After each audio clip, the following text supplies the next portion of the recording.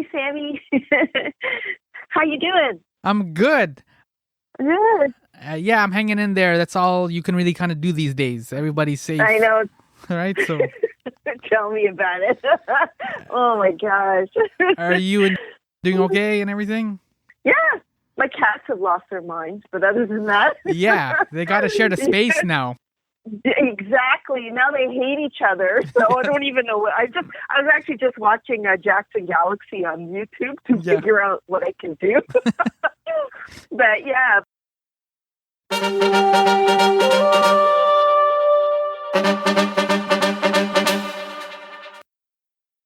Yo, good evening, and welcome to my summer lair. I am your host, Sammy. What was that? Did you hear something? Yunnan. Today's episode is all about horror movies. Oh, yes, and Doctor Who.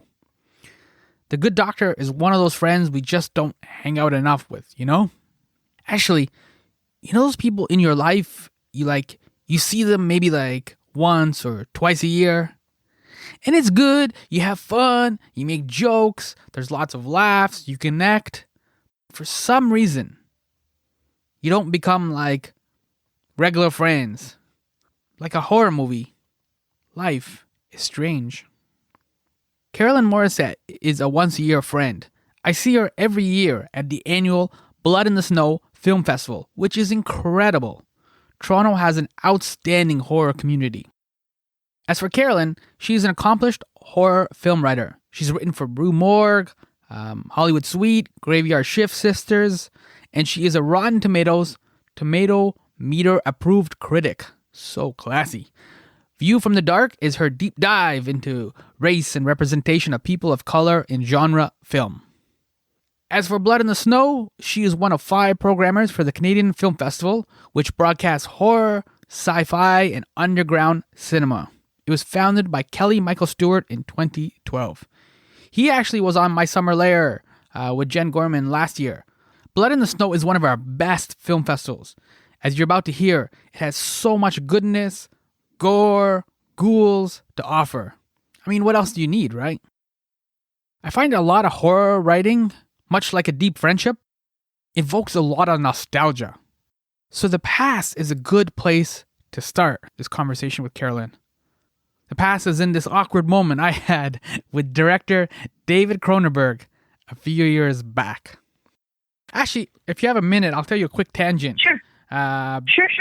So, one of Cronenberg's kids, David Cronenberg's kids, was graduating at Ryerson. And cool. So whenever they have the June convocation, they always have like a lot of ice cream and popsicles and stuff like this. And it's always June, right? So it's always a nice day. They do it out in this grassy field and everything. And so it was a really nice day. And so I went and I was getting some ice cream. I'm just helping myself, right? Because it's just, you work there and it's like, yeah, whatever. Like my brother's graduating. Just make up a lie or something. Anyways, so I was getting some ice cream and I accidentally bumped this dude. It was like a dad or something on my arm, beside my right arm or whatever. And I said, oh, excuse me, sir. I'm sorry. Because he was also a little slow too. Like, you got to get in there with the ice cream. These people are like, you know what I mean? It goes quickly. Yes. And I turned just to say, I was just like, sorry, dude, my bad or whatever. And it was David Cronenberg. Oh my God. Yeah. That is so cool. So I started talking to him. At the time, he had a Andy Warhol exhibit that was coming up at the AGO. Right. I was talking to him a little bit about Andy Warhol, whatever. I just started talking to him. I didn't say, oh, David Cronenberg. I just like, yo, you got that Andy Warhol thing. I just like launched right into it. I just assumed that he knew that I knew who he was. And like, I didn't even introduce myself. I'm just like this random dude stealing ice cream.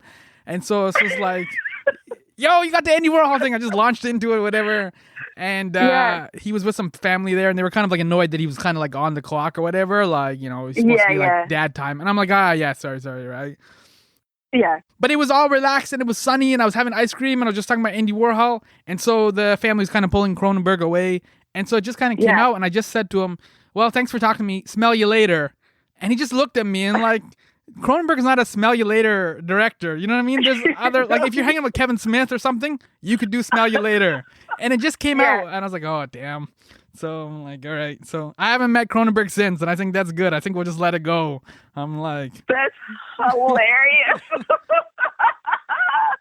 Oh my God. Because I don't even know what I would do if I meet. Because I hear like in the before times, he would kind of show up places and he'd be lurking in the, in the background. And you kind of see him, you're like, oh my God, that's Cronenberg, Yeah. And you're like, do I, or should I?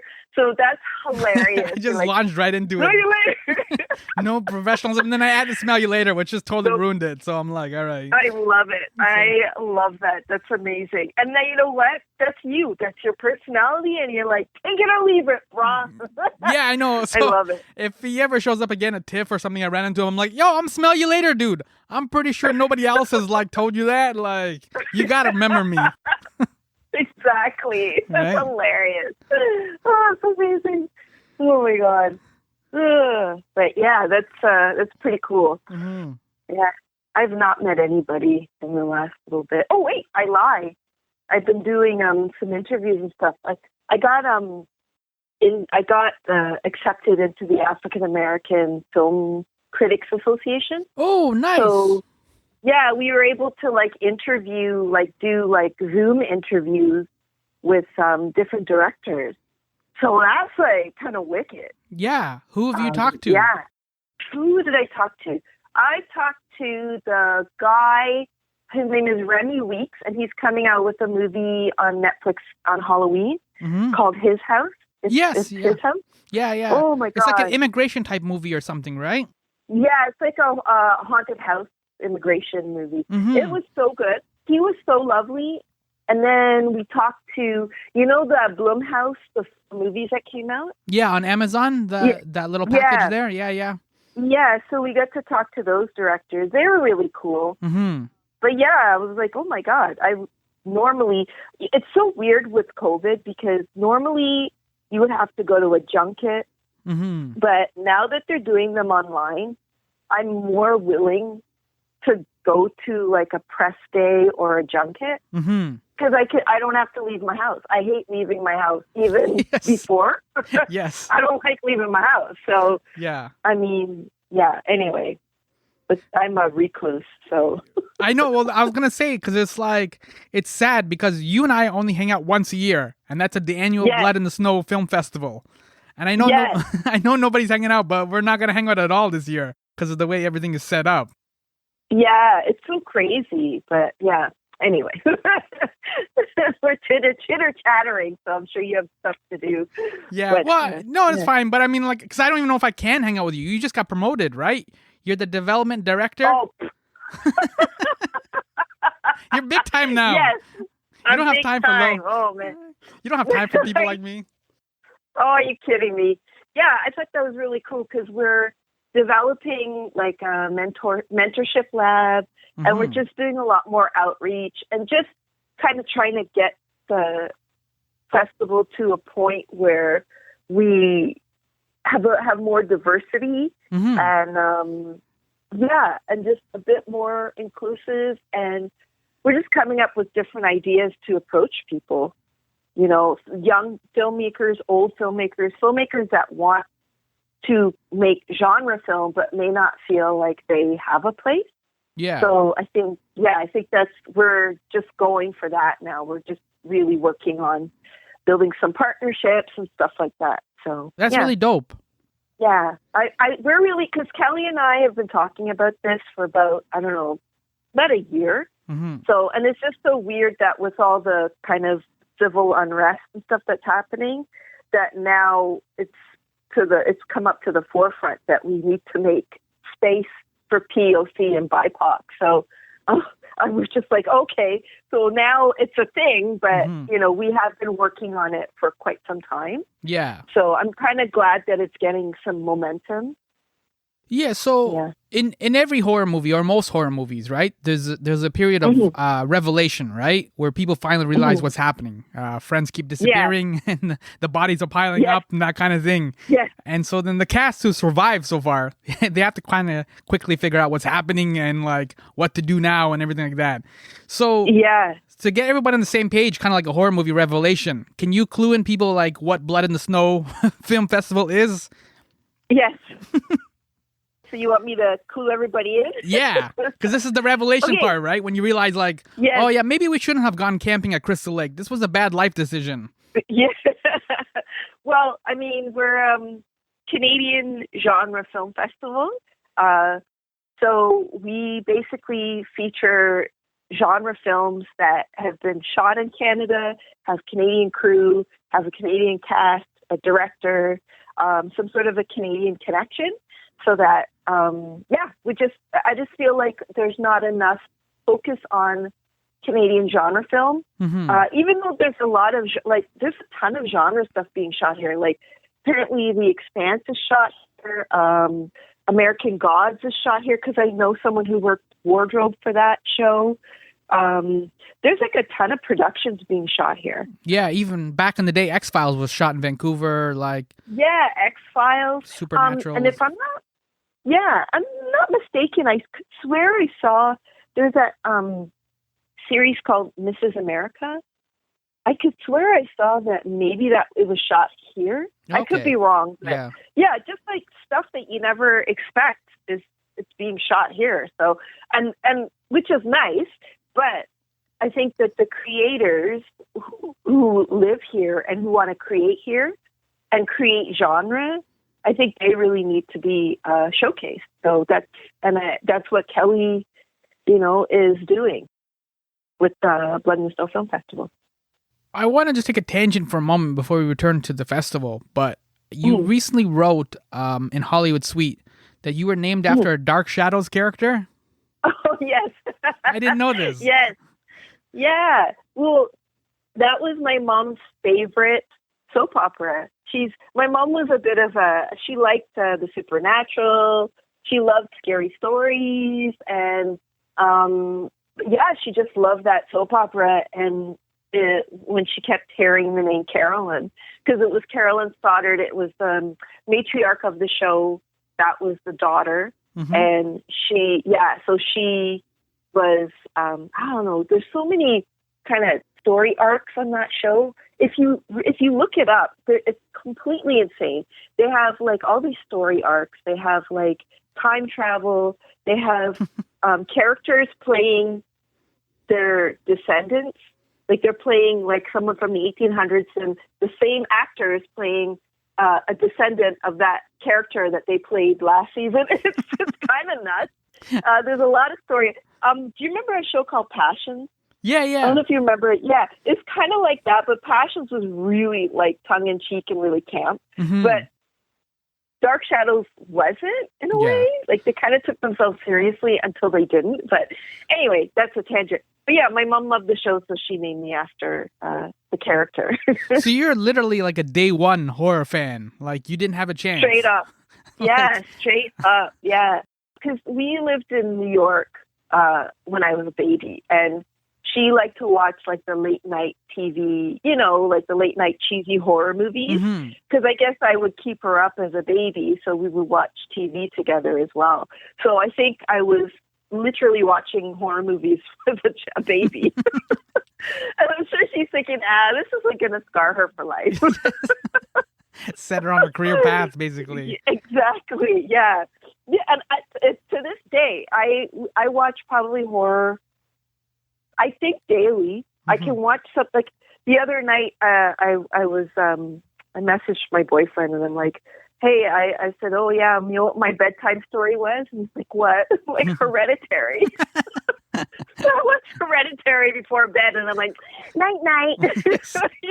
No nightmares, nothing. Yeah. So I think it's ingrained in me. Yeah, I can't. You have like a callus or something now.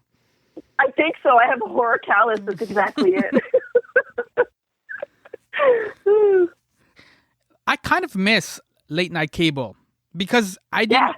Because when I was growing up, we're roughly around the same age, but it's just like when you're growing up and you're flipping through TV, you don't have all this background yet, right? Because I grew up before there was internet and all this stuff. So you just find something like some of the Universal movies like Dracula or things like that, the Blob, all these kind of things. And you're like, I have no idea what this is. And then you stay and then you're like, what's happening? This is amazing. There's a werewolf. Like, this is incredible. Yeah. And I miss that discovery. And I know I appreciate all the Shudder and Netflix and everything that's going on that we have now, and you can sit down and pick anything you want.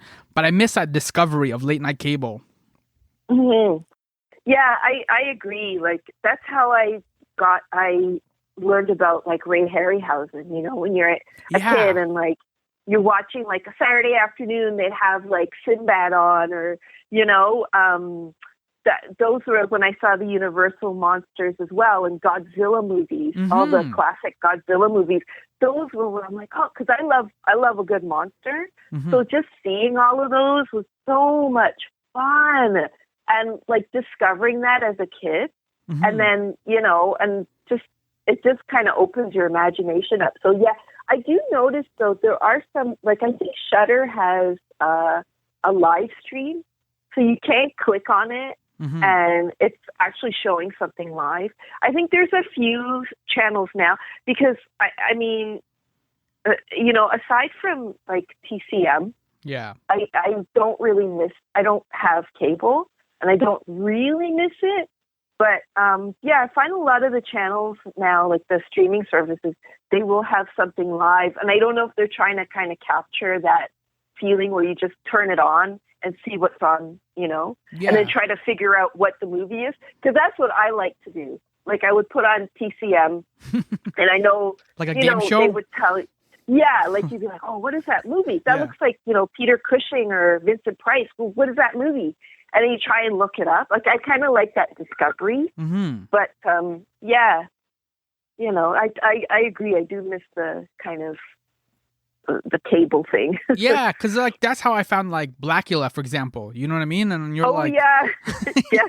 You're like, you know, I'm just at the stage where I'm like, all right, I know what vampires are, and I know like Dracula, and I'm like, what's happening with this? And you don't have any cultural like background, right, to put it into context, right? It's like a black vampire. What?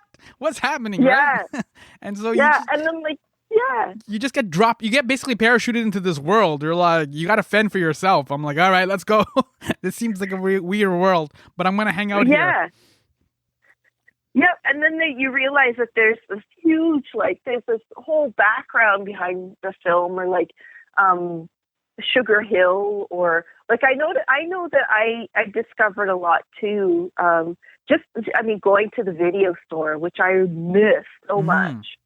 I miss going to the video store. I know there's, I live closer to, say, Eyesore Cinema, which is around, like, Bloor and Dufferin in Toronto. I live closer to them than I do, like, Bay Video.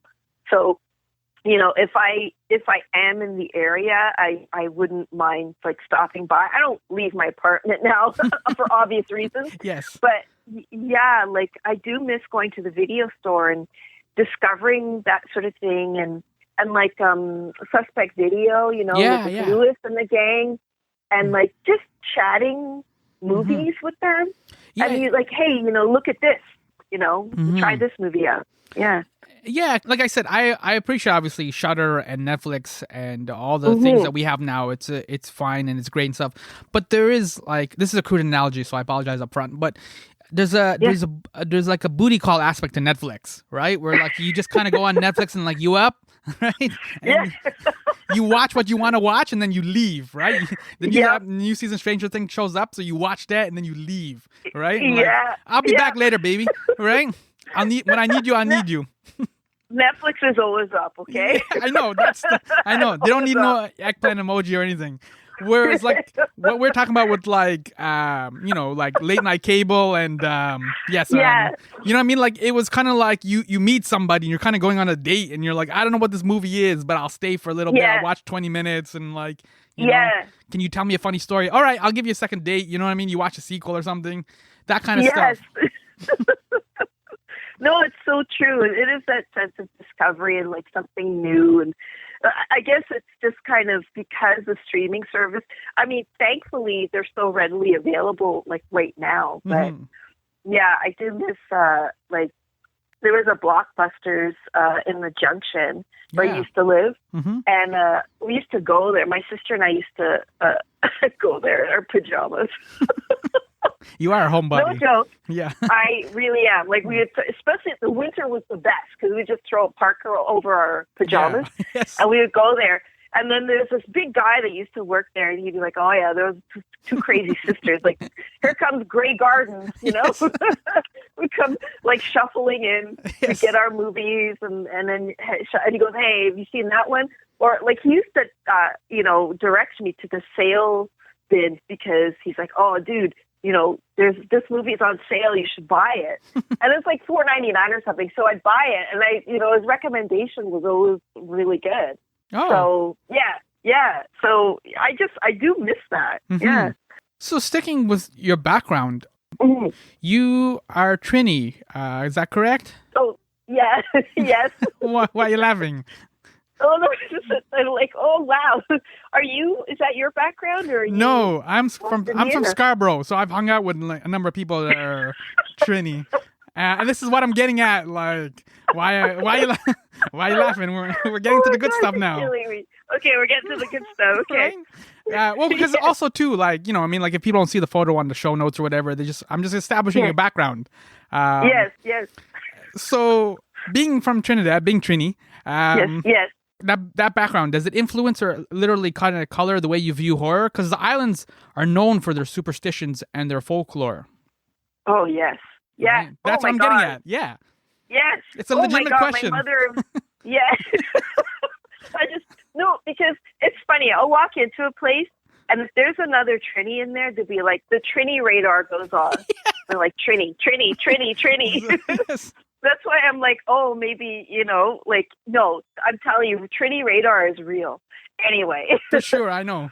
Yeah, so, because my grandmother and my mother used to tell us stories about La Jablesse, which is like a devil-type woman that they would tell us that the Jablesse would come after us if we didn't go to sleep, or that's classic. Like all kinds.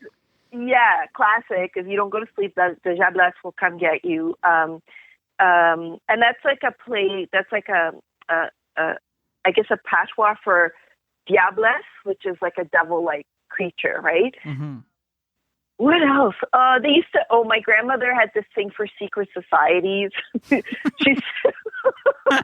said, I'm sorry, it's so absurd, but she said that my grandfather would say, oh, there's people there. You write a letter and leave it on your kitchen table at night, and then I think it's like you're making a deal with these secret societies, and you write what you want, and then the letter's gone the next day, and then you will get what you want, but then they're going to come for your soul or something, but stuff like that. And my family was really Catholic. So then there's the Catholic part of it as well.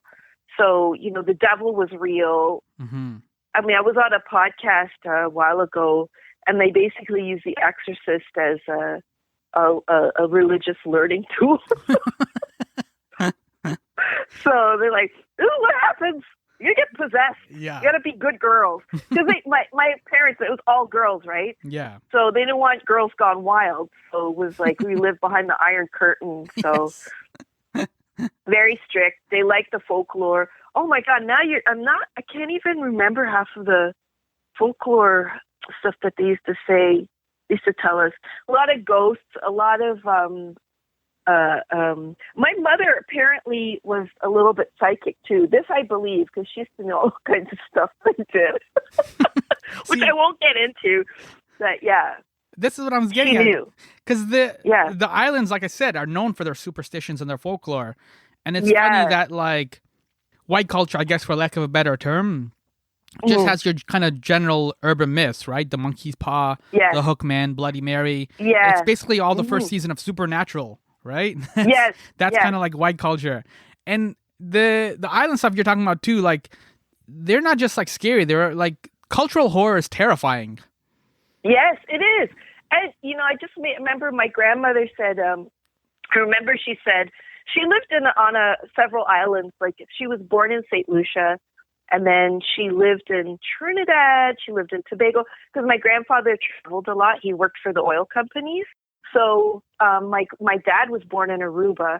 So they lived in like different islands in the West Indies. And she was always, she'd always tell her children, don't listen to the drums. If you hear drumming, then it's a bad sign. It's over for you. Yeah. So like, because she used to like talk all kinds of stuff to us just to scare the crap out of us. And I'd be like, how is she talking about? And then, like, you know, you start watching movies that kind of culturally appropriate voodoo and that. And I'm like, oh, that's what she's talking about. Mm-hmm. But, like, it's kind of a watered down version of what I guess she was talking about, because she kind of lived it. Because maybe that drumming was real. I don't know. Yeah. Probably was real. Yeah, it comes for you, right? That's it. Once you hear it, it's over. Yeah. You go into a trance and walk off, and I don't know. Yeah. A number of, I have a couple of Trini friends, and it's like growing up in Toronto, it's very similar background, right? Like Doctor Who on TVO and yes. yes, right? Like, yes. Yes. The grandma stories and like, I know it's a very like kind of template experience. But and like for them, the devil is very real. It's very real, and it can manifest in many different ways. So that's what I find really fascinating about that, is that for me, I think I believed it for the longest time, because that was our discipline, right? Was good and evil, and you have to be good. My grandmother, we were good kids, by the way. We weren't like any abnormally bad. Sure. But my grandmother would be like, oh, you all are the devil's children. And to me, that was like the biggest insult. I'm like, oh my God, I'm the devil's child. Yeah. You know? So that was like that whole manifestation of good and evil. For them, it was like a big thing, you know? So, it's kind of fascinating that you bring that up. I never really thought about that. Well, the reason I brought it up, too, is because, like, you have a focus and a passion on horror and sci-fi, but through a lens of people of color, right? Yeah. And so I was wondering if your background partly influenced that, or is it just you're trying to help, like, Black people survive to the end of the horror movie, basically? I think it's both, you know. I do want to see, like, I want to see our own representation of horror. And it doesn't necessarily have to be like a Get Out, or, you know what I mean, something that's really politically and socio-politically charged, even though it will end up being that because of the point of view. But it's just nice to see, you know, like the movie Black Box, which was part of the Blumhouse thing. On Amazon, you know, he's a young Black father. He's a professional, you know, and he's trying to raise his daughter. And it really isn't an issue. But to me, it was really important to see, like, his best friend's a doctor. You know, he goes to a Black female doctor scientist who, you know, she's had a family as well. Like, it's just kind of nice to see a generational buildup of Black people in STEM, right? And I don't know, it just, to me, it really spoke to me, because I'm like, oh, this is happening. And even though it's not a big deal, it's a big deal, you know? Yeah. So I think that's what I like seeing.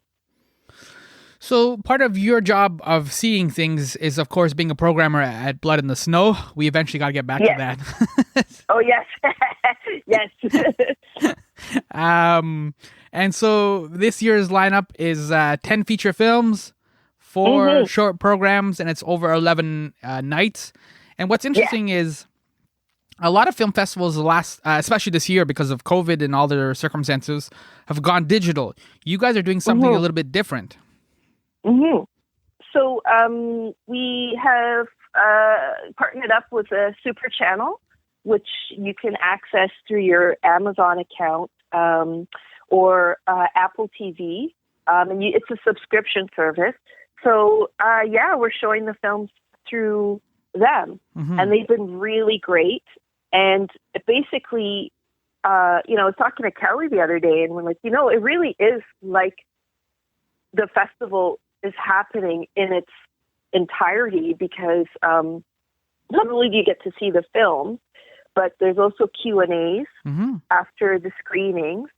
So you'll get to see like a conversation with the directors about, you know, just a little bit about the film afterwards.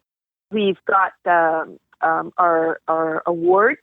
We've got the Bloodies as well on the final night, which is November the 7th. So you'll get to see our bloodies, and you can see the nominations on bloodinthesnow.ca. And so it's a full festival. It's just on Super Channel. Yeah, I think that's kind of neat. You can enjoy it in your own home. Mm-hmm. And no pants. Yeah, no pants, my friend. We are kin, okay? But,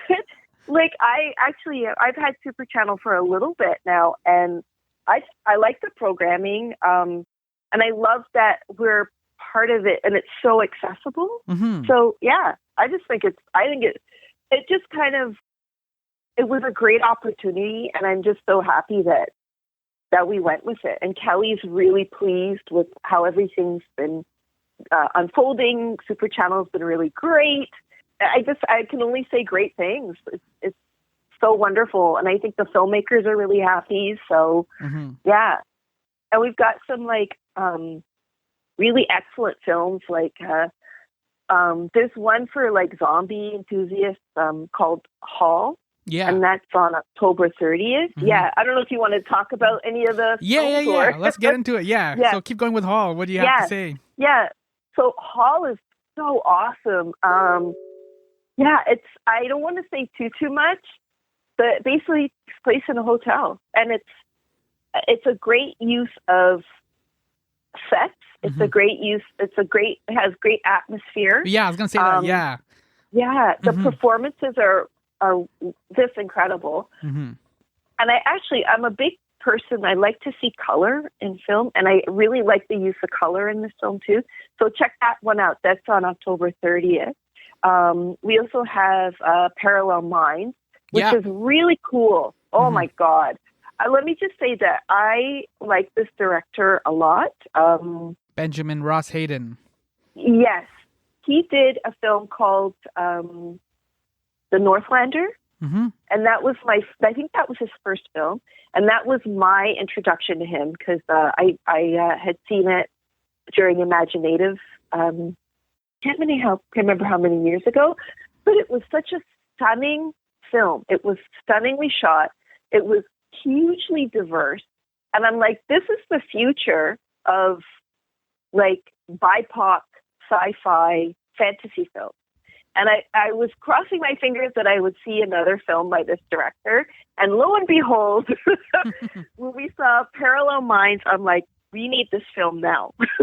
So, and it's really cool. It's about AI. It's about memory. It's just really cool. And there's a bit of a murder mystery as well. Mm-hmm. So it's it's a beautiful film too. Great effects. So highly recommend that one. What date is that one? That was November the 6th. So that fulfills what you were talking about before. The director, Benjamin Ross Hayden, he's a Métis director. He's also from Calgary too. We also get a lot of film directors from Calgary. So he's a twofer, basically. You know what I mean? Yeah. So, and that I'm what you're talking about before. Anyway, I'm so happy he came out with another film, and B, we get to show it. So I think that was one of my yay! When I saw it come in. So, and then our closing film is Come True. I don't know if you've seen that one. Has been doing a festival circuit. That one I have not seen yet. No. Oh, it is so good. Okay. That's all I can say. I'm not gonna spoil it. Yeah. That one's on closing night at 9 p.m. and then we have the Bloodies after that. So should be a good time. Yeah. That's all I can tell you is that one is really creepy as all get out. So it is really creepy. You know me, as I told you, I watch Hereditary before I go to bed. This one kind of gave me the creeps because one of my, I'll give you a little insight. One of my phobias is being driving at night on a road that has no lights, no street lamp. Yeah. And all you've got is your headlights because you can't see what's ahead of you. And this film has a lot of that. And I was like, ugh. A lot of dark and running around in the dark and stuff. So that really freaked me out a bit. Yeah. You guys also have a documentary, Hail to the Deadites. Yes. And that's Halloween night. And that movie is a lot of fun because it just, there's people out there that love horror, but then there are people who are devoted to a particular film. Mm-hmm. And that's what this film is about. It's like one of the biggest cult films. And basically, the director, Steve Villeneuve, he just follows the fans who love this film like it's a part of their life, And it's a really fun film. There's a lot of charm to it. It's a great film.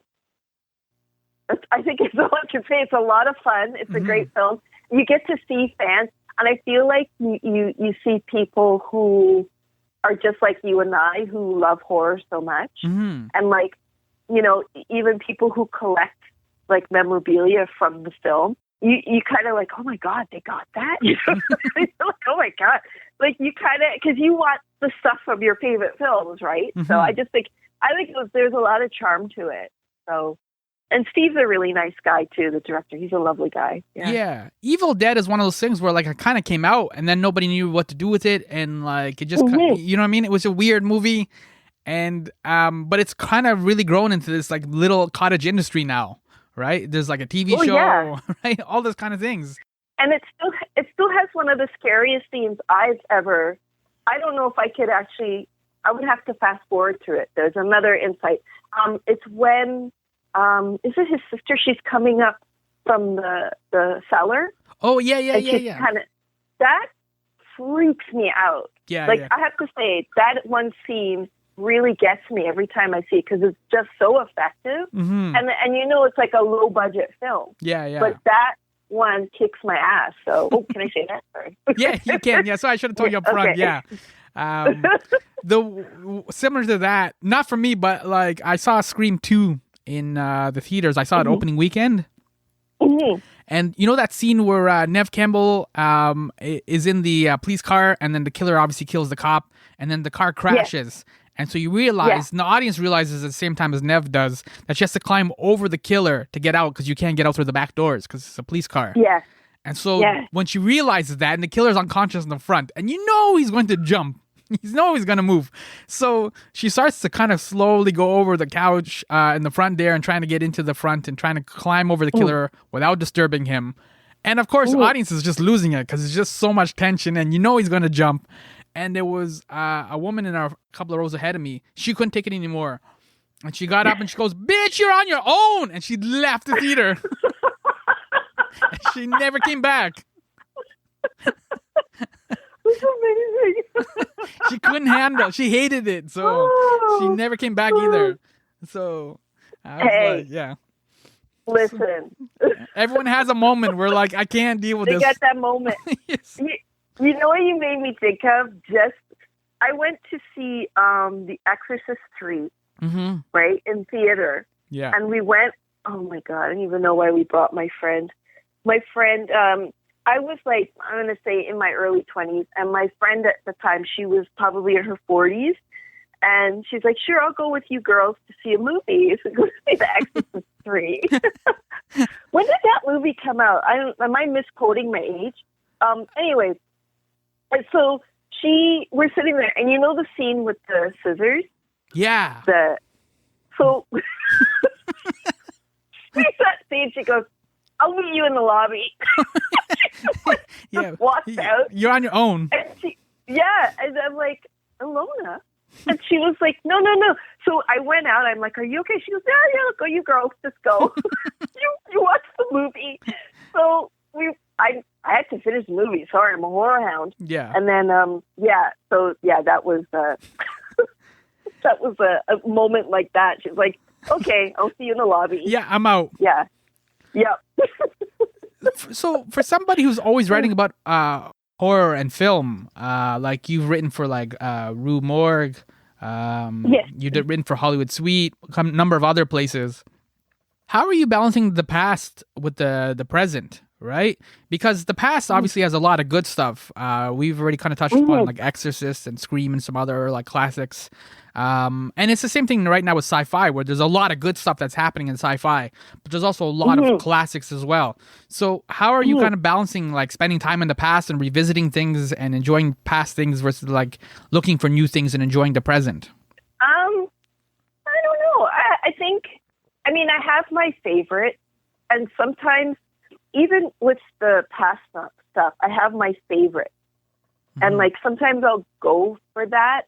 I think for me, I just have to feel passionately about something. In order for me to write about it. I can easily crank out a review. If I'm, say, asked to cover a film, absolutely, I can cover a film and I can pick out, I can be very objective about it. But if it's something that I kind of want to cover, like, say, for Hollywood Suite, and they kind of give me a selection, I want to feel passionate about that thing because I want to put that effort in. And I want people to see what I see in it and why I like it so much. Like I just wrote about Event Horizon.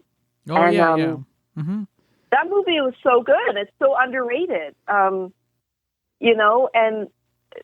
it's just a great, scary space film.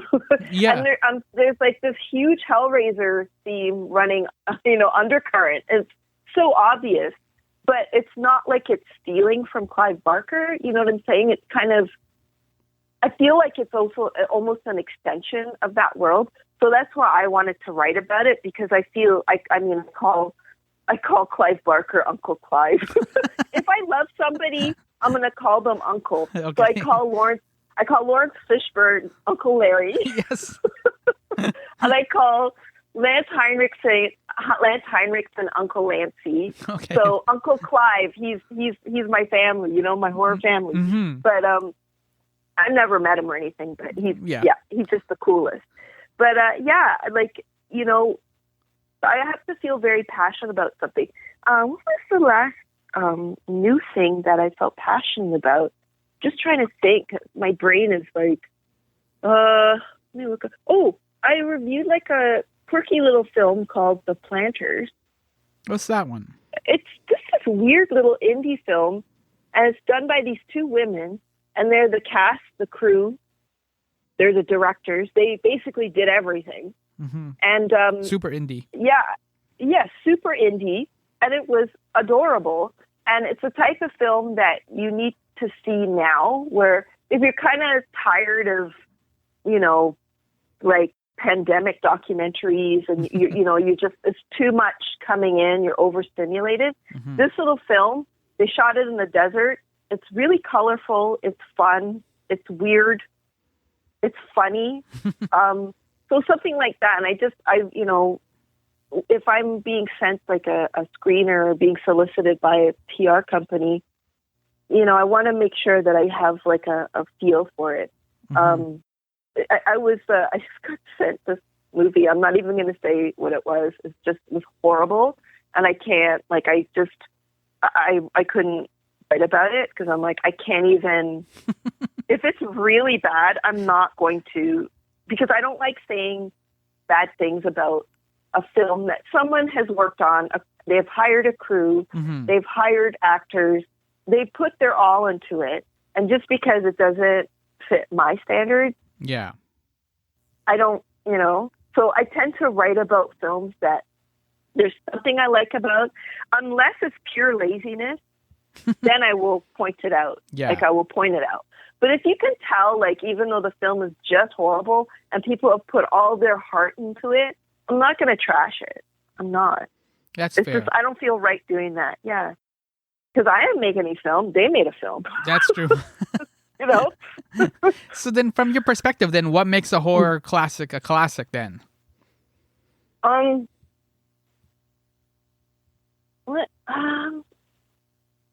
think it's just, it kind of sears itself in your mind, I think. That's a good way to put it. Yeah. It just kind of, it's the imagery. It's like, I mean, I know I keep saying like,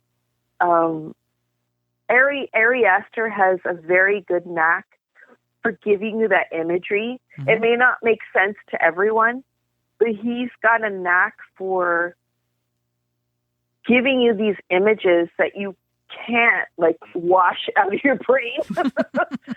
You know, Yeah. you never forget them. Like they have to present you with like an unforgettable image, or like Black Swan, Mm-hmm. you know, unforgettable. Even the new Blumhouse, unforgettable imagery in a film called Nocturne.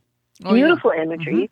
Mm-hmm. Even I have to say, for the sake of Vicious, we're playing that. Mm-hmm. That imagery, unforgettable. Like you won't forget that film.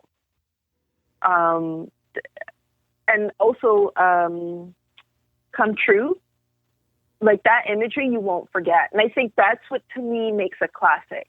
And it's also the way it makes you feel too. Mm-hmm. It just gives you like I don't know. I guess it brings up an emotion as well. I think that's what a classic is. And it could be like, you know, oh my God, I love this film, or this film really scares the crap out of me. And I don't know. I think maybe that's what makes a classic for me. Yeah. And one of the emotions you're talking about, like what, especially when you write about horror films, is that emotion nostalgia? Yeah, I think sometimes, yes. Because then you kind of go back and you look at the film, you're like, oh yeah, that's why I love this film. Like a podcast that I co-host, we talk about films with Ashley Blackwell. She's a friend of mine, and we talk about films that we just love. And it's so funny. We talked about a Whoopi Goldberg film, Jumping Jack Flash. Oh yeah. And Yes. from the 80s. And I remember renting that movie, and we just loved that movie. And I can't tell you the response we got from that film. Like we've got like maybe, it's a new podcast, so we've got maybe 6 or 7 episodes. What's the name of the podcast? Plug it properly. Oh, yes, sorry. It's called Really Melanated with Ashley and Carolyn. And we just talk about our tagline is we're 2 horror aunties that talk about the films we love. There you go. That's what I'm saying. Plug it properly. Yes, Yeah. Get to the horror aunties part. Yes. Yeah, and we're on Apple, we're on Spotify, and we're on our hosting website, Podbean. Mm-hmm. But and we just because of Jumping Jack Flash, and I think the amount of nostalgia that film brought up for people, like when they're like, "Oh my God, I remember this film!"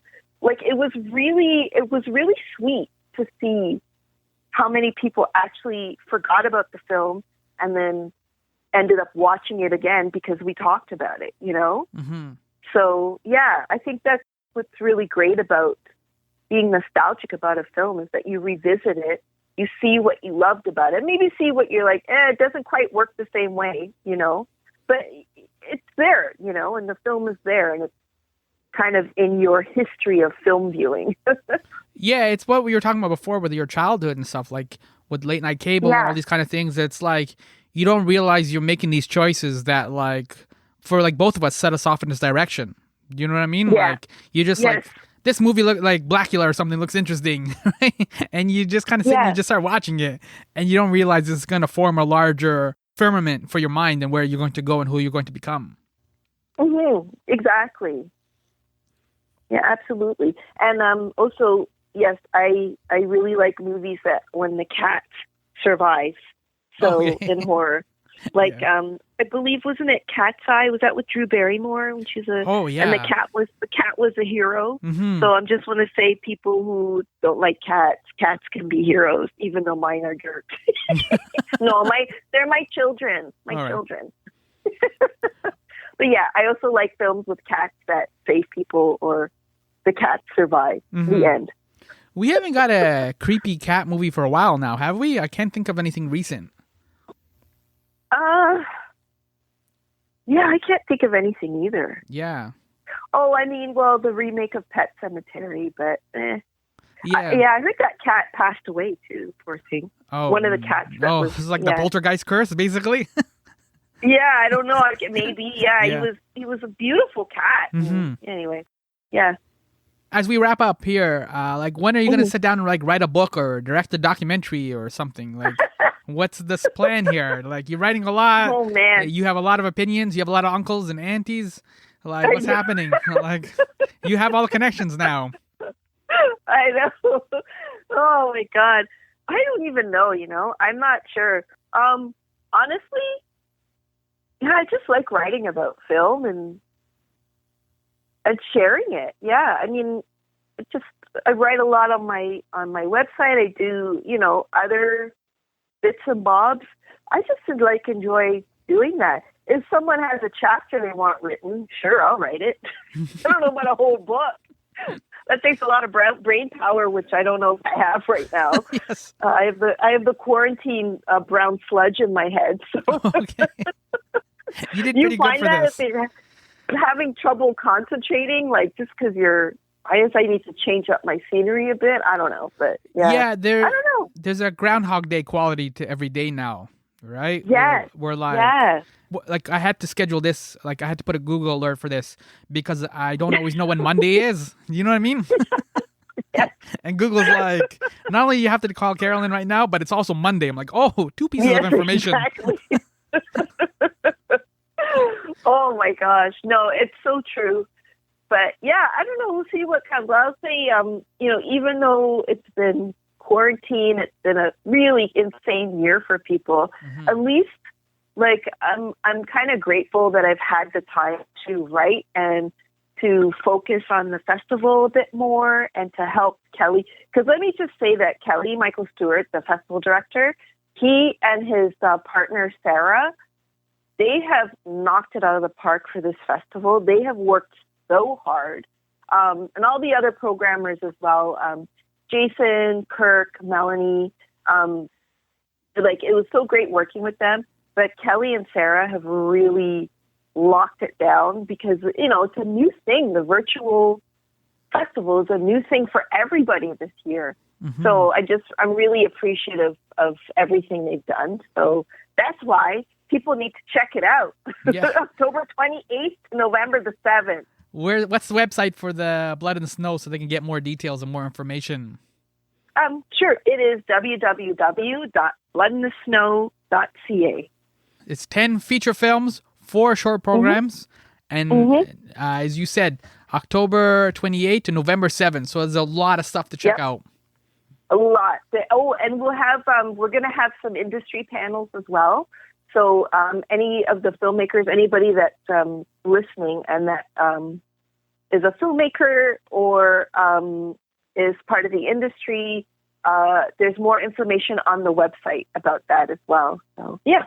Not just this year, but in general, Kelly and his team, including yourself, Jen, a whole bunch of the people that I know at Blood and Soul, you guys have been doing a fantastic job over many years now. Like, you've really built up the festival to this point. You know what I mean? Like, yeah. Oh, yeah. So congratulations on that. And I know this was a trying year, but this is an interesting experiment. So I want to see where this goes and how you guys absolutely go from here. Yeah, and it's so good. I think that the team is we work so well together, and I'm just really grateful that everybody's so great. I guess. Yeah. So I mean, I hope everybody enjoys the festival online this year. Yeah. And what is your website, or where can people find you online to talk about Doctor Who or Growing Up Trini, or or I guess whatever else you write about or think about?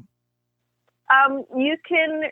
My website is called viewfromthedark.ca, and I just post reviews and stuff. And then my Twitter is VFD Pixie, View from the Dark Pixie.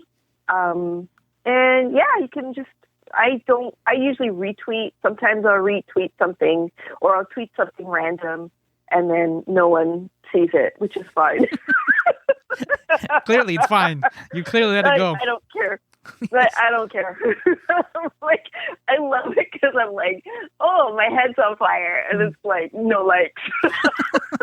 I actually really don't like Twitter, to be honest. I feel like it's overstimulation. And I'm only on it because I like to retweet people's, for instance, reviews of the films that we have for the festival, or friends posting things, or I'm a part of Anatomy of a Screen. They have a pod squad, so we'll be launching some people's podcasts soon. So I like to retweet stuff like that. Mm-hmm. So if you're interested in what's happening around my world, then check my Twitter feed out. It's nothing. Usually I don't tweet anything coherent anyway. Way to sell it. There you go. That's how you plug it. Eh? Exactly. So last question, who's your favorite doctor out of the many Doctor Who's?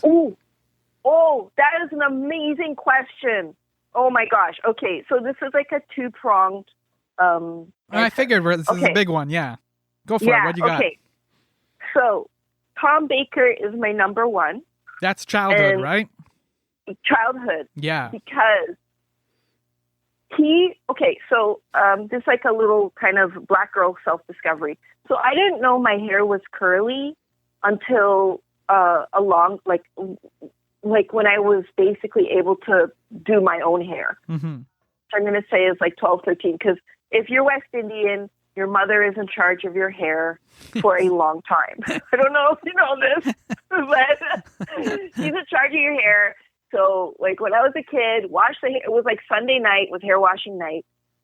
Put your head in the tub or whatever, and she gives you a bath, washes your hair, blow dries it with torture, and then puts in a tight braid. And that braid, the two long pigtails lasted the entire week. It's like if your friends try to undo your hair, you would get in trouble. Yes. Anyway, the whole thing. Yes. So, when I saw Tom Baker's hair, I'm like, it's kind of a weird identity thing, but I'm like, his hair is so beautiful and curly. Like, that was the thing that I focused on, was his hair, because it was beautiful. And then I'm like, oh, his hair like Tom Baker. So there's that. Yeah. Then, I kind of go back, and then I'm watching Dog Soldiers, right? Mm-hmm. And Sean Pertwee. And I'm like, where do I know that name? I look it up. He's the son of the Doctor Who. What the hell is his first name? The white-haired Doctor Who. Oh, shoot. Now I'm going to get brain fart too now. See, this is the brain sludge you were talking about. Yeah. Keep going. It'll come. It'll come. No, I can't. Yeah, it'll come. Just keep going. I'm looking it up now. Okay. Sean Pertwee. John Pertwee, that's it. There you go. Thank you. Okay, that was miserable. Yeah, and thank you. I think he was like my second favorite because of his son, and I'm a huge fan of his son, who was also in Event Horizon and Dog Soldiers and like all these other horror movies. So yeah, I don't know. Those are my two favorite doctors. Yeah. Oh my gosh, I'm looking at a picture of Tom Baker now. Oh my God. At least he has a full head of hair. He just looks like someone's grandmother. Yeah. Oh, I'm sorry. Am I going to hell for that? Sorry. No, he's cute and kind and whatever. He looks like somebody you would like. He also needs to be told that like it's Monday as well. Do you know what I mean? Like he looks a little like distracted, like senior distracted. That's why I like. And I think I like that he was kind of kooky because my dad was kind of kooky as well. Mm-hmm. He was an artist. He was like absent-minded, and my mother was like, "Don't marry an artist." And so, like, he was just kind of always a little scattered. So I think that the Tom Baker Doctor Who also made me think of my dad. Was kind of kooky, and so I think that's a little bit of it too. What about you? Who are your favorite? So, like you, it's the same thing on TVO. With the Doctor Who would be on, and that actually too was part. I didn't realize it until it was like much later, but like that was also kind of feeding into the horror because Doctor Who's supposed to be a children's show or like young people show or whatever. It's pretty terrifying in parts. Yes. Right. So definitely, I grew up with like some of the Tom Baker stuff, and then as I got older too, I like some of the Matt Smith stuff, the Matt Smith run. Yes. That was a lot of fun, and that was like proper like adult sci-fi. And now I'm like old enough to appreciate it, and like there's a crack in the universe. I'm like, oh no! So let's fix this. Yeah, it's weird. I haven't watched it since there was a female doctor. I need to catch up on that. Mm-hmm. Because I did not like, what was his name? the Scottish doctor. David Tennant? What was his name? Or the one before it? I don't know. Oh my God. Was it? No, not David Tennant. The one before the female doctor. What was his name? Oh, Peter Capaldi.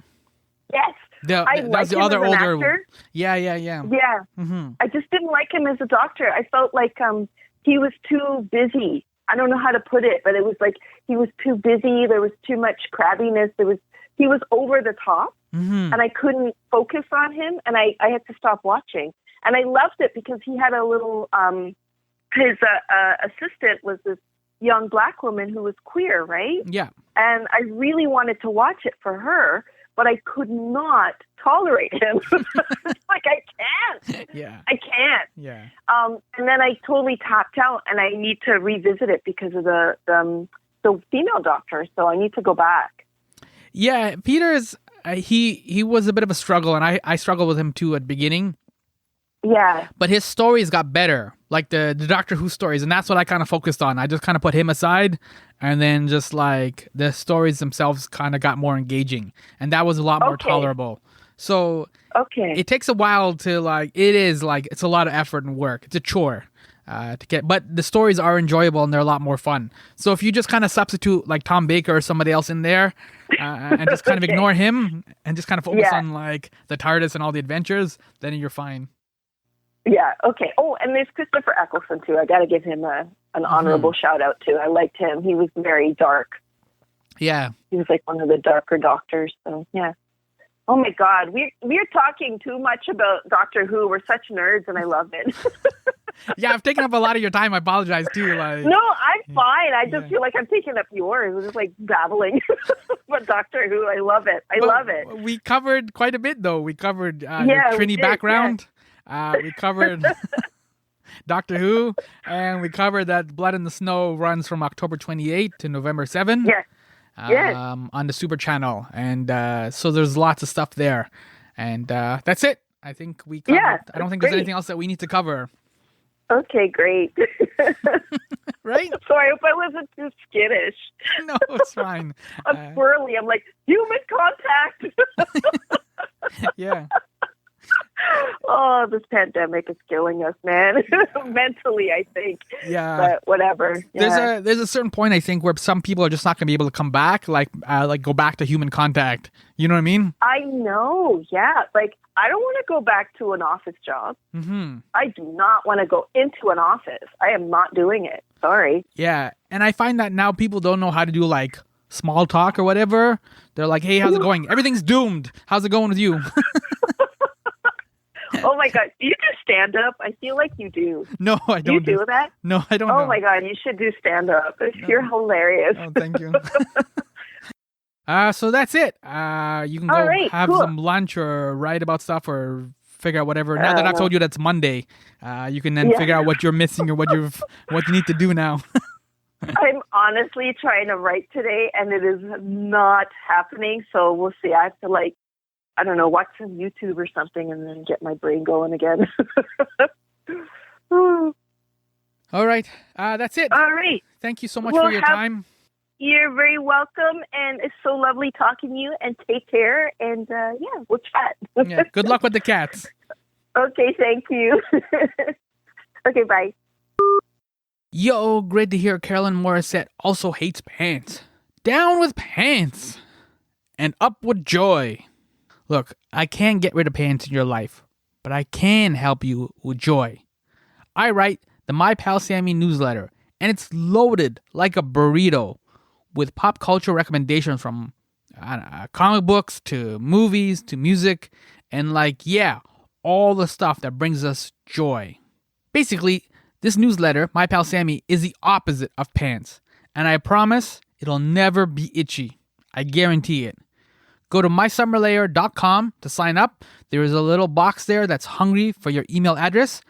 Plop that in, and soon you'll be experiencing pantsless joy.